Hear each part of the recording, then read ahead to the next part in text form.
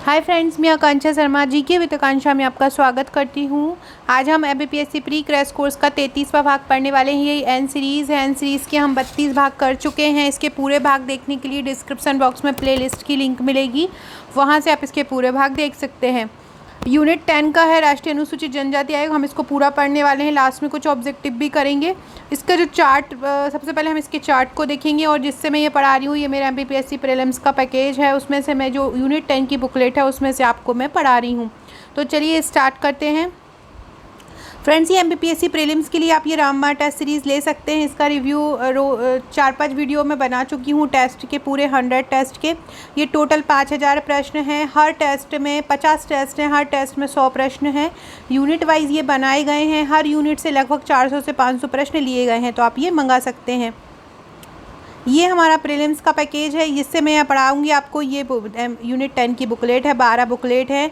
अगर आपने कहीं से प्रीलिम्स के नोट्स नहीं लिए हैं तो ये व्हाट्सअप नंबर दिया है, आप यहाँ पे मुझे व्हाट्सअप कर सकते हैं। अब चलिए हम पढ़ते हैं। राष्ट्रीय अनुसूचित जनजाति आयोग, इसका सबसे पहले इसको ये ध्यान रखिएगा, इसको NCSC भी कहा जाता है। कुछ भी आपसे पूछ सकते हैं, हम देख रहे हैं मेंस के एग्ज़ाम में भी कि हिंदी का इंग्लिश वर्जन भी पूछ लेते हैं, तो आपको ये भी ध्यान रखना है कि इसको NCSC भी बोलते हैं। संवैधानिक प्रावधान देखते हैं अनुसूचित जनजाति आयोग का, तो 65वें संविधान संशोधन अधिनियम 1990 सबसे पहले यहाँ पे इसका वर्णन किया गया। कब किया गया? 65वें संविधान संशोधन अधिनियम 1990। 65वें संविधान संशोधन अधिनियम 1990 में इसका वर्णन किया गया। राष्ट्रीय अनुसूचित जाति एवं जनजाति आयोग उस समय ये था। इसके बाद 89वां संशोधन हुआ 2003 में, और अनुच्छेद 338 का के तहत राष्ट्रीय अनुसूचित जनजाति आयोग को रखा। गठन इसका कब हुआ था? राष्ट्रीय अनुसूचित जनजाति आयोग का गठन 89वें संविधान संशोधन 2003 के तहत 2004 में इसका गठन हुआ। आपसे पूछे राष्ट्रीय अनुसूचित जनजाति आयोग कब बना था, तो कब बना था? 2004 में बना था। राष्ट्रीय अनुसूचित जनजाति आयोग कब बना था? 2004 में। इसका मुख्यालय कहाँ पर है राष्ट्रीय अनुसूचित जनजाति आयोग का? तो राष्ट्रीय अनुसूचित जनजाति आयोग का मुख्यालय है नई दिल्ली में। गठन कब हुआ था? 2004 में। मुख्यालय कहाँ पर है? नई दिल्ली में। इसकी नियुक्ति किसके द्वारा की जाती है? राष्ट्रीय अनुसूचित जनजाति आयोग की नियुक्ति किसके द्वारा की जाती है? तो राष्ट्रपति द्वारा की जाती है। याद रखिएगा, 2004 में गठन हुआ, मुख्यालय नई दिल्ली में है। राष्ट्रीय अनुसूचित जनजाति आयोग की नियुक्ति किसके द्वारा की जाती है? राष्ट्रपति। चाहे राष्ट्रीय अनुसूचित जनजाति आयोग हो, चाहे जाति आयोग हो, चाहे अल्पसंख्यक आयोग हो, अन्य पिछड़ा वर्ग आयोग, सभी की नियुक्ति राष्ट्रपति द्वारा की जाती है। इसका नोडल मंत्रालय कौन है? आपसे पूछेंगे कि राष्ट्रीय अनुसूचित जनजाति आयोग है, उसका नोडल मंत्रालय कौन सा है? तो उसका नोडल मंत्रालय है जनजातीय मामलों का मंत्रालय। राष्ट्रीय अनुसूचित जनजाति आयोग का मंत्रालय कौन सा है? नोडल मंत्रालय कौन सा है? जनजातीय मामलों का मंत्रालय। जनजातीय मामलों का जो मंत्रालय है वो राष्ट्रीय अनुसूचित जनजाति आयोग का नोडल मंत्रालय है। इसकी संरचना क्या होती है? इसमें एक अध्यक्ष होता है, एक उपाध्यक्ष होता है और 3 अन्य सदस्य होते हैं। इस प्रकार से टोटल 5 होते हैं। क्या संरचना होती है अनुसूचित जनजाति आयोग की?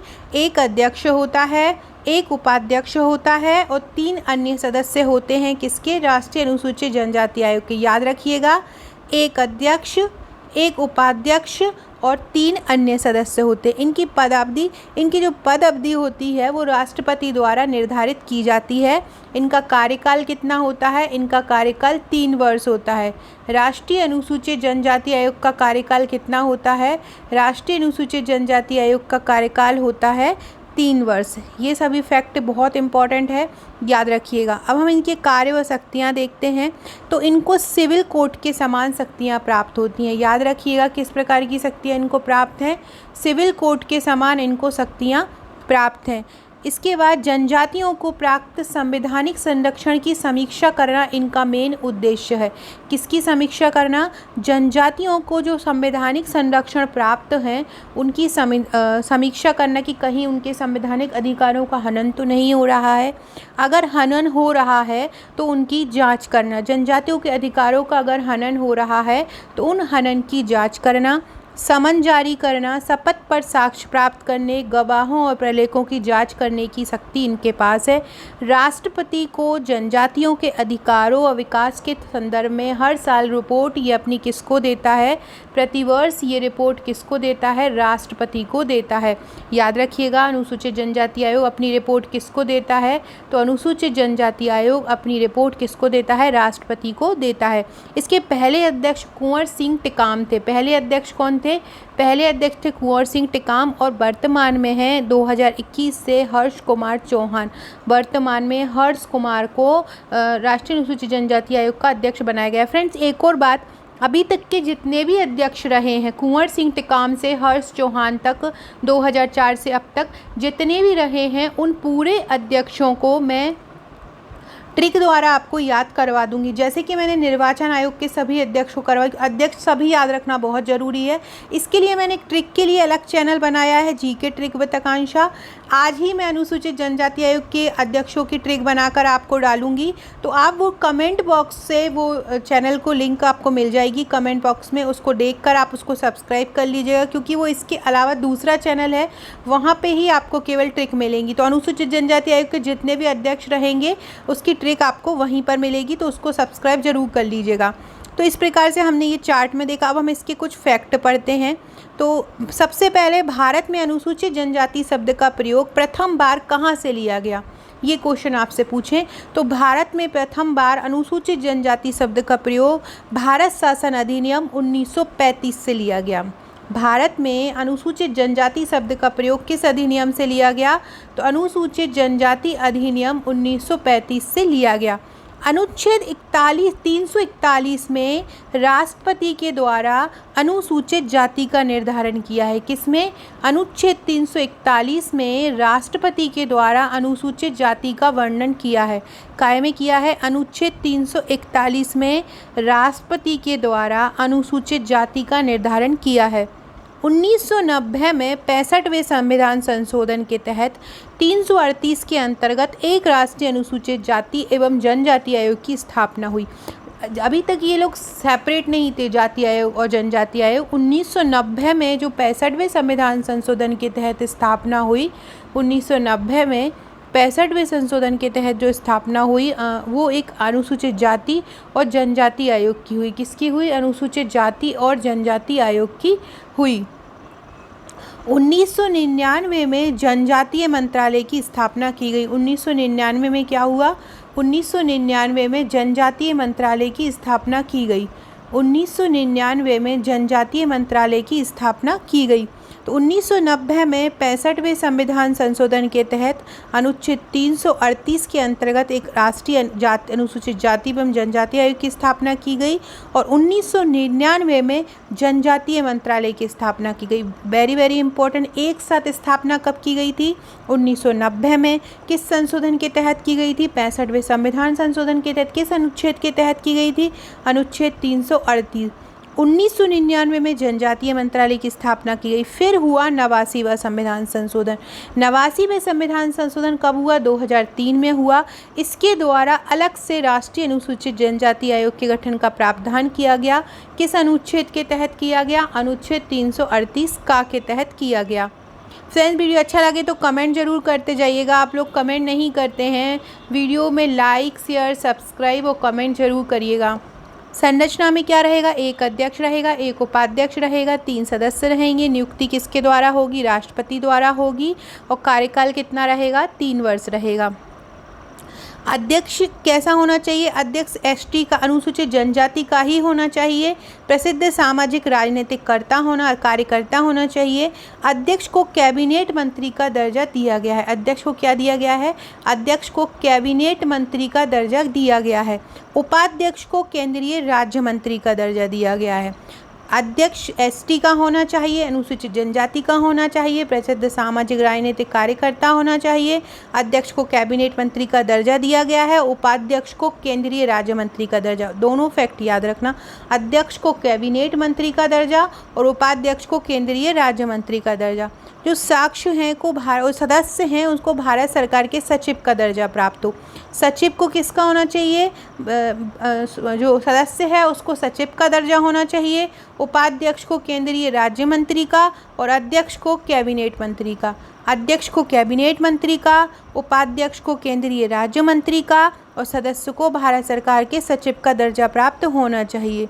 राष्ट्रीय अनुसूचित जनजाति आयोग के 6 क्षेत्रीय कार्यालय हैं। मेन मुख्यालय दिल्ली में है, इसके अलावा 6 क्षेत्रीय कार्यालय हैं। कौन कौन से हैं 6 क्षेत्रीय कार्यालय? एक तो है हमारे मध्य प्रदेश के भोपाल में, दूसरा है भुवनेश्वर में, तीसरा है जयपुर में, चौथा है शिलांग में, पांचवा है रायपुर में और छठवा है रांची में। भोपाल हमारे मध्य प्रदेश की कैपिटल, भुवनेश्वर उड़ीसा की कैपिटल, राजस्थान की कैपिटल जयपुर, शिलांग मणिपुर की कैपिटल, रायपुर छत्तीसगढ़ की कैपिटल और रांची झारखंड की कैपिटल। तो इस प्रकार से ये 6 क्षेत्रीय कार्यालय हैं, आपको याद रखना है। भोपाल, भा से भुवनेश्वर, जयपुर और रायपुर दोनों के लास्ट में पुर आ रहा है। इसके बाद शिलांग और रांची इसके क्षेत्रीय कार्यालय हैं। इसके कार्य क्या हैं? एसटी के अधिकारों के हनन की जांच करना, सामाजिक और आर्थिक विकास योजना में भाग लेना, राष्ट्रपति को अनुसूचित जाति से संबंधित कार्यों की रिपोर्ट देना। शक्तियां सिविल न्यायालय के समान है। अब हम कुछ क्वेश्चन देख लेते हैं इसके महत्वपूर्ण।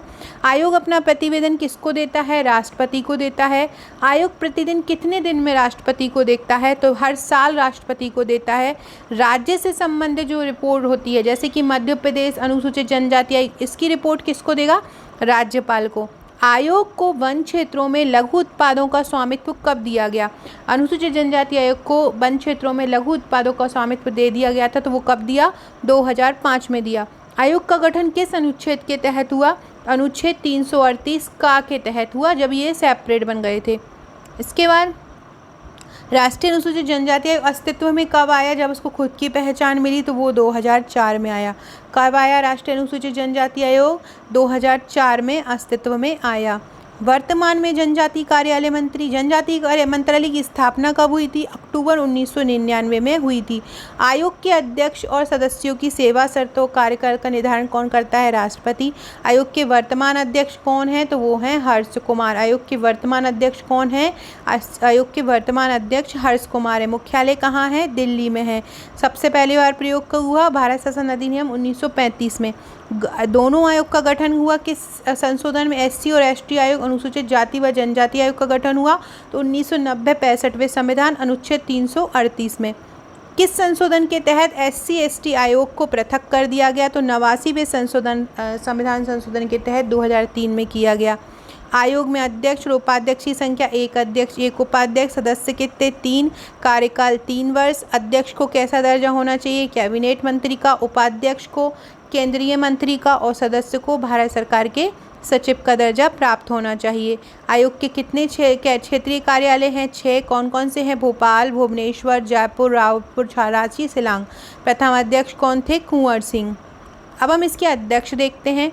पूरे अभी तक के देखिए, ये जो अध्यक्ष है इन्हीं को ही मैं आपको ट्रिक से करवा दूंगी। 1 2 3 4 5 6 हैं, ऐसे करवा दूंगी 6 कि ये आप कभी नहीं भूलेंगे। इसके लिए कमेंट बॉक्स में जाइएगा, एक लिंक मिलेगी, उसको सब्सक्राइब कर लीजिएगा। आज ही रात को आपको अनुसूचित जनजाति आयोग के अभी तक के जितने भी अध्यक्ष होंगे उनकी ट्रिक आपको मिल जाएगी। जैसे कि निर्वाचन आयोग के मैंने पूरे 24 थे निर्वाचन आयोग के अब तक, तो निर्वाचन आयोग के पूरे 24 को मैंने ट्रिक द्वारा याद करवा दिया है। ऐसे ही आपको ये याद हो जाएंगे। तो सबसे पहले कुंवर सिंह थे, 2004 से 2007 में ये रहे। फिर दूसरे नंबर पर उर्मिला सिंह बनी थी। उर्मिला सिंह पहली महिला थी अध्यक्ष। राष्ट्रीय अनुसूचित जनजाति आयोग के अध्यक्ष बनने वाली पहली महिला हैं उर्मिला सिंह। 2007 से 2010 का कार्यकाल रहा। फिर आए थे रामेश्वर ओरांव जो है इनके 2 कार्यकाल रहे थे, 2010 से 13 और 13 से 16। ये राष्ट्रपति निर्धारित करता है कि पदावधि बढ़ाना है। इसके बाद आए थे नंद कुमार साई, ये 2017 से 20 तक रहे थे। फिर आए थे हर्ष चौहान का कार्य 2021 से अब तक रहा था। तो इस प्रकार से कुल अब तक अगर देखें तो 5 लोग बन चुके हैं और 2 लोगों का कार्यकाल एक व्यक्ति का कार्यकाल रामेश्वर ओरांव का 2 बार हो चुका है। अब हम कुछ MCQ देखते हैं। राष्ट्रीय अनुसूचित जनजाति आयोग कब अस्तित्व में आया था? तो अभी हमने पढ़ा है कब अस्तित्व में आया था, 2004 में आया था। अनुसूचित जनजाति शब्द का पहली बार प्रयोग किस अधिनियम में किया गया? तो भारत शासन अधिनियम 1935 में किया गया। राष्ट्रीय अनुसूचित जनजाति आयोग की संरचना में कौन कौन शामिल हैं? 2 अध्यक्ष नहीं है, 3 सदस्य नहीं है, 1 अध्यक्ष, 1 उपाध्यक्ष और 3 सदस्य, ये दोनों ही शामिल हैं। तो बी और सी इसका आंसर हो जाएगा। अगला क्वेश्चन है, राष्ट्रीय अनुसूचित जनजाति आयोग का गठन किस अनुच्छेद के तहत किया गया? इनमें से तो अनुच्छेद 333 का के तहत किया गया था। राष्ट्रीय अनुसूचित जनजाति आयोग क्या है? तो राष्ट्रीय अनुच्छेद संविधान में वर्णन है, तो यह एक संवैधानिक निकाय है। जिसका भी संविधान में वर्णन होता है वो संवैधानिक निकाय होता है। राष्ट्रीय अनुसूचित जाति एवं जनजाति आयोग की स्थापना संयुक्त रूप से की गई थी। किस अनुच्छेद में की गई थी?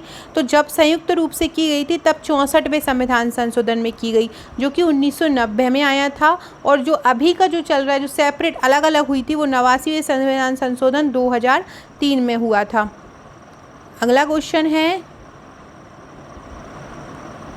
भारतीय संविधान के अनुसार अनुसूचित जनजाति का अभिप्राय क्या है?